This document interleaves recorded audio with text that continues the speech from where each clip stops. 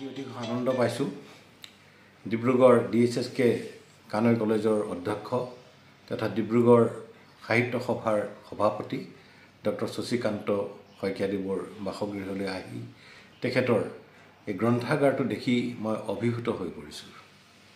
এনে ধৰণৰ গ্ৰন্থাগাৰ সাধাৰণতে মানুহৰ ব্যক্তিগত বাসভৱনত দেখা পোৱা নাযায়। তেখেতৰ যি সাজসজ্জাৰে সৈতে আৰু অতি শৃংখলাবদ্ধভাৱে বাতৰি কাকত ৰাখিছে, গ্ৰন্থৰ ভাগে গ্ৰন্থ ৰাখিছে, বিভিন্ন ধৰণৰ আলোচনীসমূহ ভাগে ভাগে ভাগ কৰি ৰাখিছে আৰু তেখেতে পোৱা অভিনন্দন, ৰাইজে যি অভিনন্দন আৰু সম্বৰ্ধনা জ্ঞাপন কৰিছে সেইখিনিসমূহক ইমান সুন্দৰভাৱে পৰিপাটিকৈ সজাই ৰাখিছে। ই এক পৰিৱেশৰ সৃষ্টি কৰিছে। এই পৰিৱেশ এক আধ্যাত্মিক পৰিৱেশ, এই পৰিৱেশ এটা বিদ্যায়তনিক পৰিৱেশ। মই ভাবোঁ এই গ্ৰন্থাগাৰটি অসমৰ বিশেষকৈ উঠি অহা প্ৰজন্মৰ কাৰণে অতি প্ৰেৰণাদায়ক আৰু অনুকৰণীয়। তেখেতৰ এই পৰিৱেশত যি সৃষ্টি হয় সাহিত্য সাধক হিচাপে, সেইখিনি তাৰ ফচলসমূহ যে ছাত্ৰ ছাত্ৰীসকলকে ধৰি সৰ্বসাধাৰণ পঢ়ুৱৈ সমাজেও উপকৃত হ'ব পৰাকৈ লাভৱান হ'ব, ই ধুৰুপ। আৰু তেখেতৰ বাসগৃহলৈ সোমাই আহোঁতে আন এটি কথা আমি লক্ষ্য কৰিছিলোঁ। তেখেতৰ বাহিৰৰ চৌদিশে যি ফুল বা বিভিন্ন ধৰণৰ গছ গছনি আৰু ইমান সুন্দৰ সুন্দৰ পৰিৱেশৰ সৈতে সজাই ৰাখিছে, ফুলসমূহ প্ৰস্ফুটিত হৈ আছে, ইও এক অনন্য এক আনন্দদায়ক বিষয়। তেখেতৰ ঘৰলৈহে আহি উপলব্ধি কৰিব পাৰিছোঁ যে তেখেতৰ কলমৰে ইতিমধ্যে যথেষ্টকেইখন গ্ৰন্থ প্ৰকাশ হৈ ওলাইছে। গতিকে সেই গ্ৰন্থসমূহ প্ৰকাশ হৈ ওলোৱাৰ গুৰিতে তেখেতৰ এই পৰিৱেশটোৱে যে সহায় কৰিছে, ই ধুৰুপ। মই ভাবোঁ যে তেনেধৰণৰ পৰিৱেশ আনেও গঢ়ি তোলক আৰু তেখেতৰ পৰা যদি কিবা দিহা পৰামৰ্শ ল'বলৈ বিচাৰে, পোনপটীয়াকৈ তেখেতৰ লগত যোগাযোগ স্থাপন কৰক।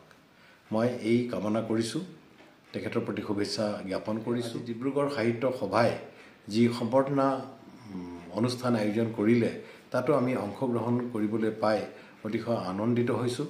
কাৰণ তেখেতৰ সভাপতিত্বত হোৱা এই সভাখন মোৰ কাৰণে অতি আনন্দদায়ক, কিয়নো 1974 চনতে মই এই ডিব্ৰুগড় সাহিত্য সভাৰ লগত জড়িত হৈছিলোঁ।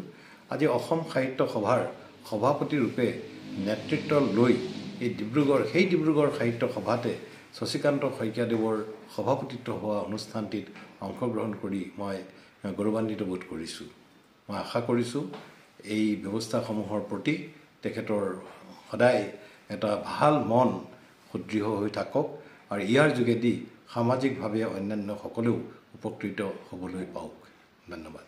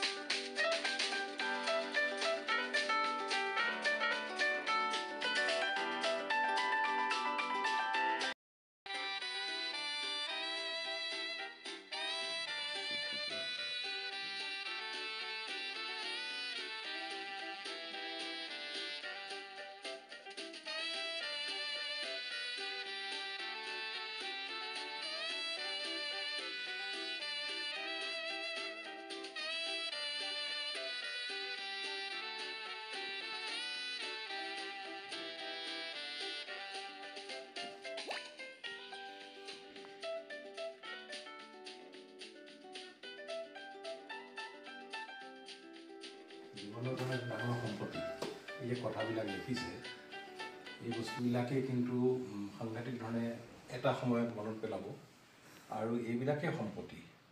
জীৱনত আপুনি ইমান ৰাতিপুৱাৰ পৰা ৰাতিলৈকে যে কষ্ট কৰে, তাৰ এইটো স্বীকৃতি। আৰু এই স্বীকৃতিবিলাকেই কেতিয়াবা আকৌ ক্ৰমান্বয়ে ডাঙৰ স্বীকৃতিলৈ আগবাঢ়ে।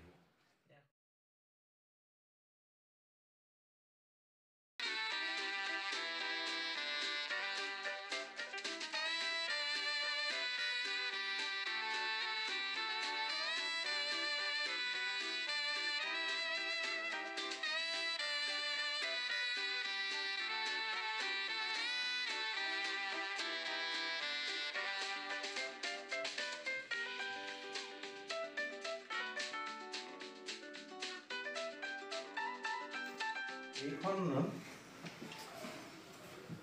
কেনেকৈ নিঃশেষ হয় এটা জাতি মই ভাবোঁ যে এই কিতাপখনৰ নামেই কৈছে এই কিতাপখনৰ ভিতৰত কি আছে অসমীয়া জাতিৰ কাৰণে এটা সংকটৰ সময় জাতি কেনেকৈ আগবাঢ়িব আৰু মই আশা কৰিছোঁ ভাবিছোঁ যে কেনেকৈ নিঃশেষ হয় এটা জাতি ডক্টৰ শশীকান্ত শইকীয়াই সেই বিষয়টোকে বিশ্লেষণ কৰি এই গ্ৰন্থখন প্ৰণয়ন কৰিছে নিশ্চিতভাৱে এটা জাতিক নিঃশেষ হৈ যোৱাৰ আগতে সতৰ্ক হ'বলগীয়া বিষয়বিলাক তেখেতে ইয়াত উনুকিয়াই দিছে মই ভাবোঁ এই গ্ৰন্থখন পঢ়ুৱৈ সমাজে গভীৰভাৱে পঢ়ক আৰু এই গ্ৰন্থখন কেৱল নিজেই পঢ়িয়েই ক্ষান্ত নাথাকি আনকো পঢ়িবৰ কাৰণে এইটো আগবঢ়াই দিয়ক মই ভাবোঁ এই গ্ৰন্থখনে আমাৰ জাতিক সহায় কৰিব আৰু এনেধৰণৰ বিষয়সমূহক লৈ আৰু অধিক গ্ৰন্থ ডক্টৰ শইকীয়াৰ পৰা আমি কামনা কৰিছোঁ আমাৰ যিখন প্ৰথম অভিধান ওলাইছিলে একেবাৰে প্ৰথমখন নহয় ব্ৰিটিছৰ দিনত আমেৰিকান খ্ৰীষ্টিয়ান মিছনাৰীয়ে